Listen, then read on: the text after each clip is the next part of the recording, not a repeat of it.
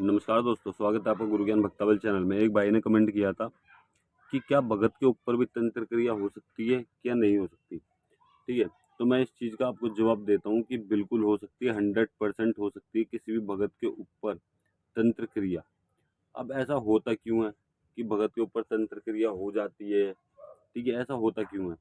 तो सबसे पहले मैं आपको बताता हूँ कि इस चीज़ के बारे में आपको पूरी डिटेल में जानकारी दूँगा और आपको बताऊँ कि आपको क्या करना चाहिए जो कि भगत के ऊपर तंत्र क्रिया ना हो। अगर भगत के ऊपर तंत्र क्रिया हो गई है, तो वो किस तरीके से उस चीज़ से बच सकता है, ये पूरी जानकारी दूँगा मैं आपको इस वीडियो में। सबसे पहले जानते हैं कि भगत के ऊपर तंत्र क्रिया होती कैसे है? देखिए, भगत के ऊपर तंत्र क्रिया ऐसे होती है कि अगर देखिए पहली चीज़, भगत कहीं भी जाते हैं, ठीक है? तो कई बार ऐसा होता है कि 2 भगत आपस में टकरा जाते हैं कि कोई बहस हो जाती है, किसी भी विषय को लेके बहस हो जाती है, तो सामने वाला भगत क्या करता है, एक भगत के ऊपर जैसे मान लीजिए कोई भगत है, ठीक है? 2 भगत गए कहीं पे पंचायत में, किसी इलाज के लिए, किसी अखाड़े के लिए, किसी भी चीज़ के लिए।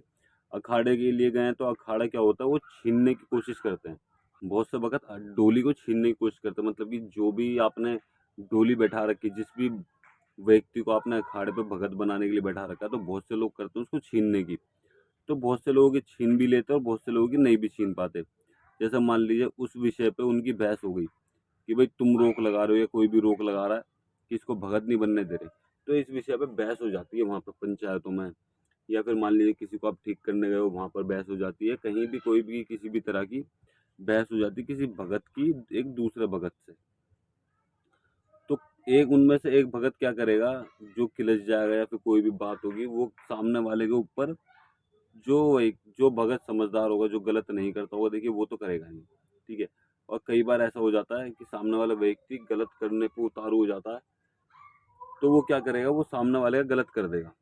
एक भगत दूसरा भगत के ऊपर तंत्र क्रिया छोड़ेगा, पहले उसके देवी देवता को रोकेगा, देवी देवताओं को बंधन लगाएगा, उसके बाद उसके ऊपर तंत्र क्रिया करेगा, ठीक है?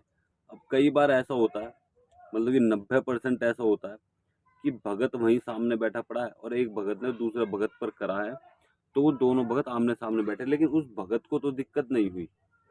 वो जो भगत था, जिस भी भगत के ऊपर करा, वो जो सामने बैठा था, उसके ऊपर कोई दिक्कत नहीं हुई। दिक्कत हुई उसके घर जाके। मतलब कि वो वहीं पे बैठा हुआ है और घर पे कोई दिक्कत हो गई, वहाँ से फ़ोन आया कि भई ऐसे-ऐसे दिक्कत हो रही है, तो घर पे अटैक करा चीज़ ने सीधे। यहाँ से हटा के देवता ने घर छोड़ दिया, ठीक? ये होता है कि अगर देवता मजबूत है आपके साथ में, ठीक? और पहरे पे इसीलिए देवता लगाए जाते हैं कि आप कहीं भी पंचायत में हो, अखाड़े में हो, दंगल में हो, कहीं भी हो, ताकि घर पे कोई दिक्कत ना हो। लेकिन आजकल ऐसा होता है कि अखाड़ों में वो घरबत पे देवता पहरे पे नहीं लगाए जाते, वो ऐसे ही चल देते जहाँ मर्जी। तो वो पहले के भगत कहते थे ना कि छुरी गाड़ के, अपने घर पे छुरी गाड़ के कहीं भी बार भगताई करो, तो उसे कहते हैं छुरी गाड़ना। अगर आप जानना चाहते हो कि भगताई में पहरे पे देवता कैसे लगाएं, तो हमने वीडियो है चैनल पर, आप वो वीडियो देख सकते हैं। आप किस तरीके से सर्च करेंगे, आप ये डाल के सर्च करिएगा कि देवी देवता को पहरे पे कैसे लगाएं, और साथ में यूट्यूब चैनल का नाम डाल देना, वो वीडियो आ जाएगी, ठीक है? ये हो गया, तब आपके देवी देवता मजबूत है, लेकिन आपके साथ में आपने देवी देवता पहरे पे नहीं लगाए घर पे, तो इस वजह से वो दिक्कत सीधे घर पे अटैक कर गई। अब दूसरी चीज़, अब मान लीजिए आप सेवा पानी करते नहीं हो आजकल, क्योंकि बहुत से लोग हैं ऐसे जो सेवा नहीं करते, वो भगत बन गए, तो समझ लो ऐसा हो गया कि उनके जैसा कोई भगत नहीं है।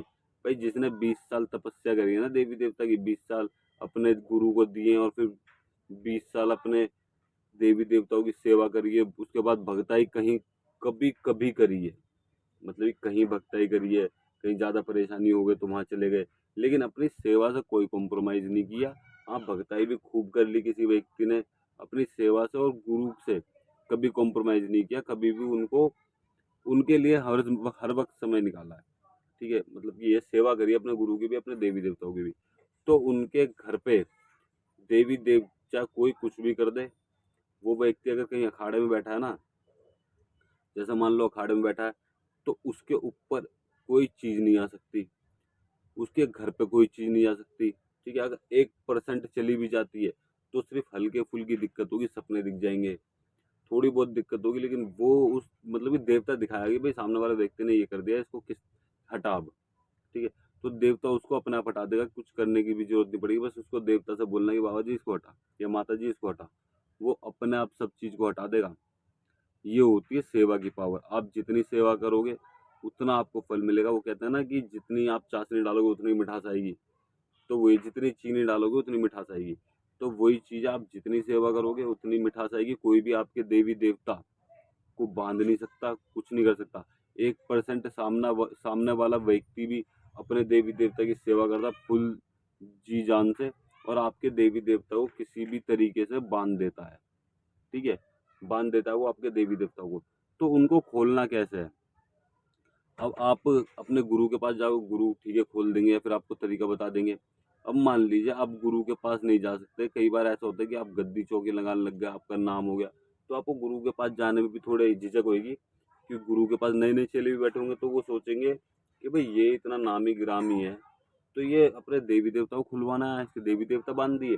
तो उसके तरीके होते हैं अलग अलग, कि किस तरीके से आप अपने घरवत की जो भी आपकी परेशानी, जो भी आपके देवी देवता बांध दिए, वो किस तरीके से खोले जाएंगे, ये भी पूरी आप अपने गुरु से बात कर सकते हो इस बारे में। क्योंकि देखिए हर चीज़ सीखो। आपके देवी देवता ने आपको, आपके गुरु ने आपको खिला दिया, भगत बना दिया, बहुत अच्छी बात है। आप ज्ञान अपने गुरु से भी लो, और कहीं से नहीं, इधर उधर से नहीं। आप यूट्यूब चैनल पे आते हो, बहुत अच्छी बात है। हमारी या फिर और किसी की वीडियो देखते हो, वो भी बहुत अच्छी बात है, लेकिन आपके गुरु भी हैं, आप उनसे भी ज्ञान लो। समझिए, आप उनको भेंट दे रहे हो, भोग प्रसाद दे रहे हो, सब चीज़ जो भी दे रहे हो, भोग प्रसाद मान सम्मान दे रहे हो, आप उनसे भी ज्ञान लो। अब आप कहते हो कि आपके गुरु के पास समय नहीं है, ठीक है, तो भाई मैं आपको बता दूं, कई लोग मेरे पास कमेंट करते हैं, कमेंट नहीं मैसेज भी करते हैं इंस्टाग्राम पे, कि हमारे गुरु के पास समय नहीं है, आप ये चीज़ बता दो। भाई आप उनको भेंट दे रहे हो, सब चीज़ दे रहे हो, आप ज्ञान तो उनसे लो। अगर आपको पर्सनल में ज्ञान चाहिए तो हमें कढ़ाई बोतल दे दो, हम आपको ज्ञान देंगे जो आप पूछोगे पर्सनल में, पहली चीज़, ठीक है।